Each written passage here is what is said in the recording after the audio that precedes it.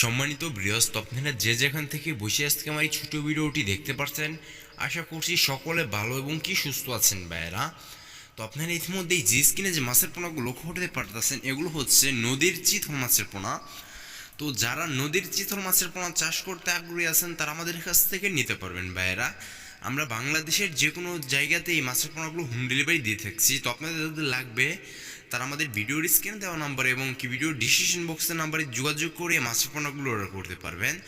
তো এই মাছের পোনাগুলোর সাইজ হলো 3 থেকে 3.5 ইঞ্চি। এই মাছের পোনাগুলোর সাইজ তো এরকম বিভিন্ন সাইজের মাছের পোনা আছে আমাদের কাছে।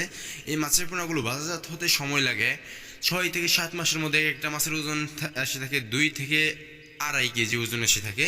তো আপনাদের যাদের লাগবে তারা আমাদের ভিডিওর স্ক্রিনে দেওয়া নাম্বারে এবং কি ভিডিওর ডিসক্রিপশন বক্সের নাম্বারে যোগাযোগ করে এই মাছের পোনাগুলো অর্ডার করতে পারবেন ভাইয়েরা।